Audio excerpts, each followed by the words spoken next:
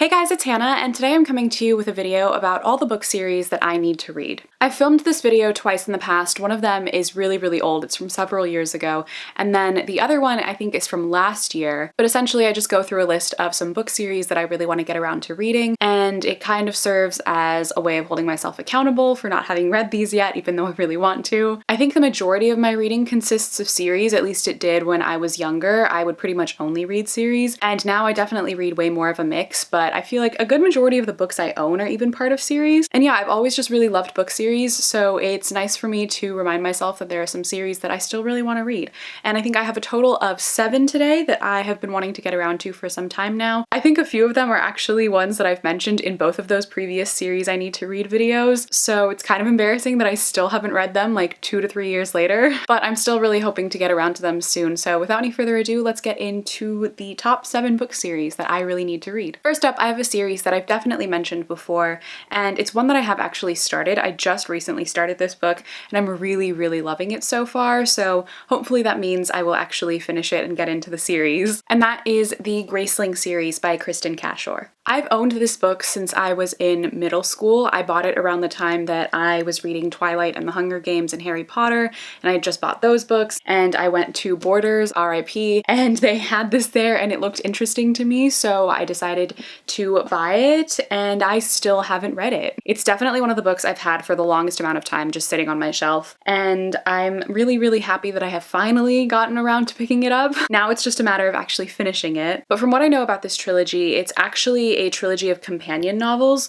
so each of the stories follow different characters that are all set within the same world, and I think each of them show up in the different books, but each book has a different main protagonist. Graceling so far follows the story of this girl named Katza, who is a Graceling, and Gracelings are people who have magical abilities, but they're like extreme powers, and because of her rare ability, she's then forced to work as the king's assassin, essentially. Like I said, I have started this one already. I'm not super far in, but I really am loving the story so far. It's one that I know I will ultimately love, and I think I'm gonna like the entire trilogy, and I've heard really good things about Fire, the second book, but yeah, it's one that I do want to continue on with and one that I definitely want to finish because I have a feeling that this is going to be one of those like hidden gem series for me that I'm really going to regret not reading sooner. The next series I have here on my list is one that I feel like is less known. It's not one I hear many people talking about, and it is more of a recent series, but that is The Crown's Game by Evelyn Skye. All I know about this series is that people have described it to me as the Night Circus but young adult, and that's all I really need to know because, as we all know, I love the Night Circus and I will read anything that anyone says is somewhat similar to it,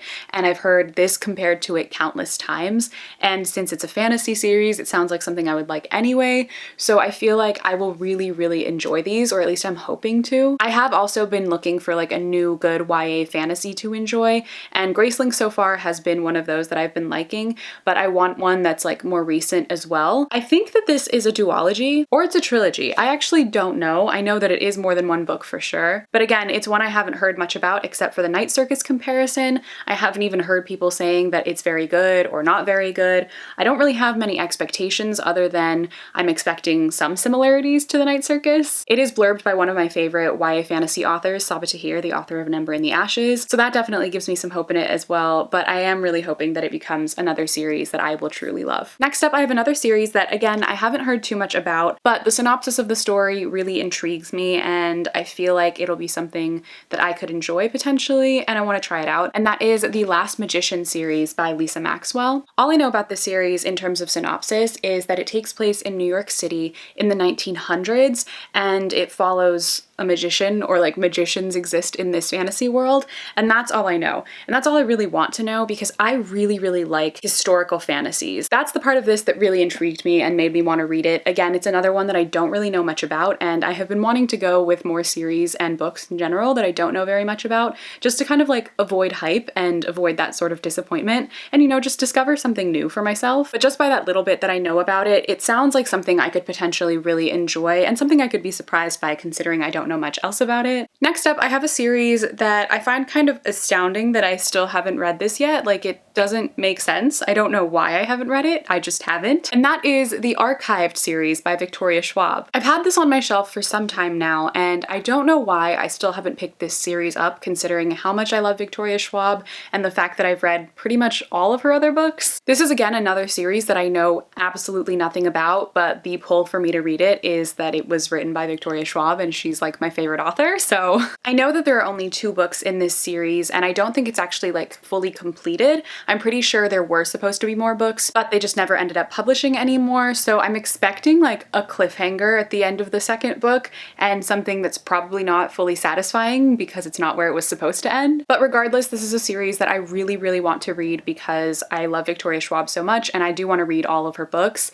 And it's one that I definitely think I will love, considering the fact that I love all of her other books. This is also one of her earlier books, and I haven't actually read her super early books like The Near Witch. I haven't read that either. So I'm actually really intrigued to go back and read some of her earlier writing and see how it's different from her later stuff. But yeah, this is definitely one I plan on getting to fairly soon because Victoria Schwab is always high on my priority list. Next up, I have a series that I have been meaning to read forever, and I'm pretty sure I mentioned this in at least one of my other series I need to read videos, and I still haven't read it. Yes, I know, when I say what book it is, you're all gonna want to kill me too because everyone wants me to read this book and I still haven't read it, and I'm sorry, but I promise I will. And that book is The Name of the Wind by Patrick Rothfuss. I will say, I have started this book multiple times. I think I've read the first 50 pages like 3 separate times and I just never got into it.